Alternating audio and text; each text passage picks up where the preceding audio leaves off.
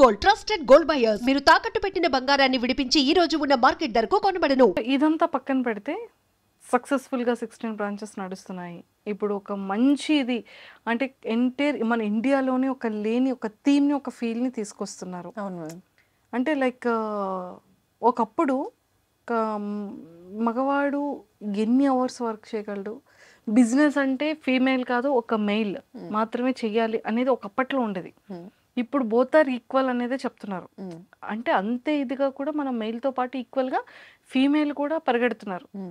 So అర్నింగ్స్లో కానివ్వచ్చు, షేరింగ్స్లో కానీ, మెయింటెనెన్స్లో కానీ, ఫ్యామిలీని చూసుకునే దాంట్లో కూడా ఈక్వల్ టు ఫీమేల్ ఉంది నవేడేస్లో కదా. మీరు ఇనీషియల్ స్టేజెస్లో ఇప్పుడు ఎంతోమంది ఫీమేల్కి చాలా ఇన్స్పిరేషన్, ఎంతోమంది బిజినెస్ పీపుల్కి మేల్ ఆర్ ఫీమేల్ యంగ్స్టర్స్ అందరికీ కూడా ఒక మంచి ఇన్స్పిరేషన్. సో యాజ్ ఏ మీరు ఒక ఓనర్గా, ఒక బిజినెస్ పర్సన్గా మీ స్టార్టింగ్ ఇనీషియల్ స్టేజెస్లో మీరు చేసే ప్రాబ్లమ్స్ ఏంటి, మీరు నేర్చుకున్న ఎక్స్పీరియన్సెస్ ఏంటి, దాని నుంచి ఎలా బయటకు రాగలిగారు? మ్యామ్ యాక్చువల్లీ టచ్ వుడ్ ఏంటంటే ఇక్కడ కొంచెం మా ఫాదర్కి కొంచెం ఇన్ఫ్లుయెన్స్ ఉంది మ్యామ్. అంటే చాలా గుడ్ విల్ ఉంది ఆయనకి, చాలా మంచి పేరు ఉంది సొసైటీలో. సో ఎక్కడికి వెళ్ళినా కూడా హర్డిల్స్ నాకు మా ఫాదర్ హెల్ప్ లేకుండా అయితే అవ్వలేదు మ్యామ్.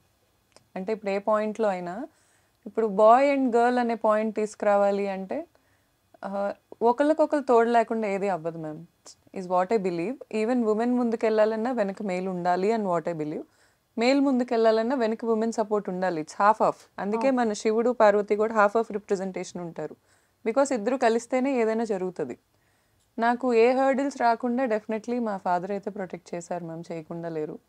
అండ్ మోర్ ఓవర్ నేను ఎక్కువ హర్డిల్స్ ఫేస్ చేసింది ఎక్కడంటే మ్యామ్, ఎక్కువ రీచ్ అవుట్ అయ్యి ఎక్కువ బతిలాడాలి మనుషుల్ని.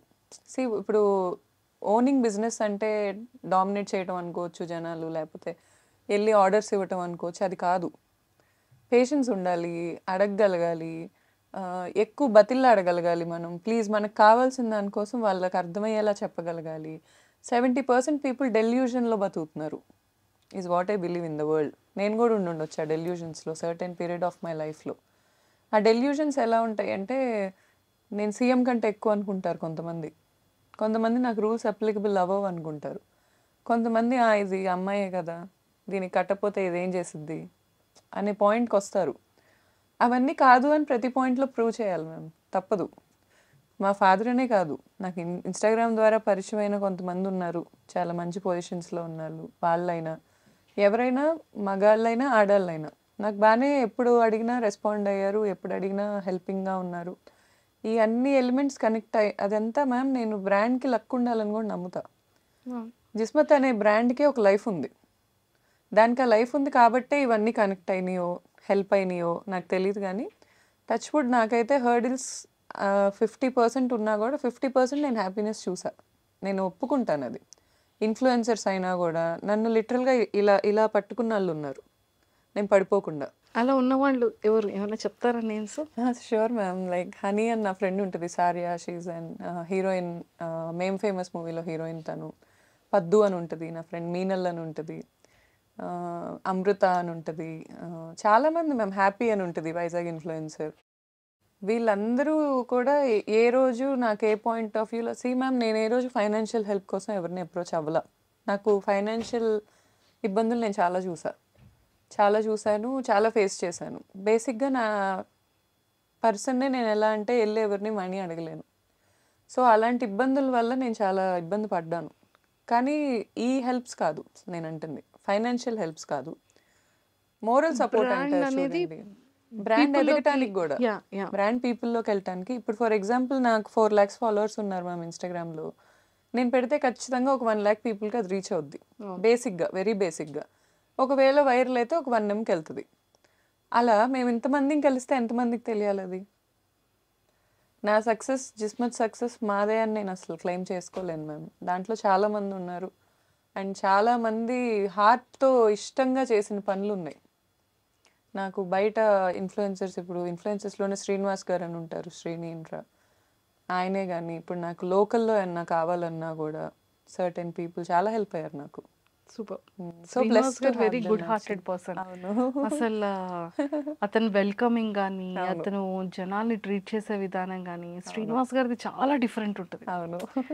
Very good hearted person true అతను. ట్రూ అండి, వెరీ శ్రీనివాస్ గుడ్ గారు. అసలు. ఆ, such a Srini positive vibe. Infra అనేది ఒక ప్రతి ఒక్కళ్ళ దాంట్లో అతను ఫినాన్షియల్గా సపోర్ట్ ఏమో నాకు తెలియదు కానీ యాజ్ ఎ పర్సన్గా అతని సపోర్ట్ నెక్స్ట్ లెవెల్లో ఉంటుంది. ట్రూ అండి, ట్రూ. నేను చెప్పుకోలేను కానీ నాకే కాదు, నాకు సంబంధించిన వాళ్ళు అంటేనే చాలా ఆయన హెల్ప్ చేస్తారు. అవును. ఆయన చేయని హెల్ప్ లేదు. ఐ మీన్ నా బ్రాంచ్ ఏ ఓపెనింగ్ ఉన్నా కూడా వెంకటేశ్వర స్వామి ఫోటోతో వచ్చేస్తారు ఆయన. నేను ఆయన అది తీసుకొస్తేనే అది లక్ అని బిలీవ్ చేస్తా. ఓ సూపర్ సూపర్ ఎక్సలెంట్. సో ఇలాంటి అంటే బ్రాండ్ కోసం మీరు ఫేస్ చేసిన స్ట్రగల్ అంటే ఇన్ఫ్లుయెన్సర్స్ అందరూ ఒకవేళ రాని ముందు ఎలా ఉండేది? సో చెఫ్స్ది ఎలా ఉండేది? వాళ్ళని ఎలాంటి పర్సన్స్ని మీరు మాస్టర్స్ని వెతికి పట్టుకున్నారు? సో మనం రెస్టారెంట్ స్టార్ట్ చేసాము అంటే మన సిగ్నేచర్ ఐటమ్ ఒకటి ఉండాలని అనుకుంటాం కదా. సో ఇవన్నీ ఎలా డిజైన్ చేసుకున్నారు? యాక్చువల్గా మ్యామ్ ఫుడ్లో మేము చాలా బేసిక్ మెనూ ఇచ్చాం. బేసిక్గా చాలా లిమిటెడ్ ఐటమ్స్ పెట్టాం. ఫస్ట్ క్యూరేట్ చేసుకుందే అలా మెనూ. ఎందుకంటే మేము అబ్జర్వ్ చేసిన దాంట్లో మాకేమనిపించిందంటే ఈ లిమిటెడ్ మెనూ అనేది బెటర్. మనం పెట్టి అలా అని ఎక్స్పెరిమెంట్ చేయకుండా లేవు. ఇప్పుడు కొండాపూర్ బ్రాంచ్ ఓపెనింగ్ అప్పుడు నేను ఒక మండి ఎక్స్పెరిమెంట్ చేయించా. అది తెచ్చి ఇలా పెడతారు, అదంతా వైరల్ అయింది, విశ్వక్సేన్ గారు పెడతారు, అవును. అది వైరల్ అయింది. కానీ ఆ ప్రెజెంటేషన్ అనేది మనం ఇక్కడ కూర్చొని అనుకునే దానికి బ్రాంచెస్లో అప్లికబుల్ అయ్యేదానికి డిఫరెన్స్ ఉంటుంది. నేను 2 years బ్రేక్లో అది ఎక్కడ నడవల, అదే బ్రాంచ్లో జరగల. ఇప్పుడు మళ్ళీ మేము నెక్స్ట్ గుత్తొంకాయ మండి ఇంట్రడ్యూస్ చేస్తున్నాం. ఇప్పుడు వెజిటేరియన్కి క్రేజ్ ఘోరంగా ఉంది అసలు. నా సజెషన్ ఎవరైనా రెస్టారెంట్స్ పెట్టుకుంటున్నారంటే వెజిటేరియన్ రెస్టారెంట్ పెట్టుకోమని చెప్తాను నేను. పిచ్చి క్రేజ్ ఉంది. నెక్స్ట్ వీగన్ మండి. ఇప్పటికి తగ్గట్టు మేమైతే అడ్వాన్స్డ్గా ఈ 2 years నేనున్న బ్రేక్కి ముందు కూడా ఫుడ్ మీద అయితే మేము ఎక్కువ ఏం చేయలేదు మ్యామ్. బేసిక్ మెనూ అయితే మాకు బాగుంటుంది. అన్డినైబుల్ ఫ్యాక్ట్, చాలా టేస్టీ ఉంటుంది. జ్యూసీ మటన్ మండి ఘోరమైన క్రేజ్ ఉంది, జ్యూసీ చికెన్కి ఉంది.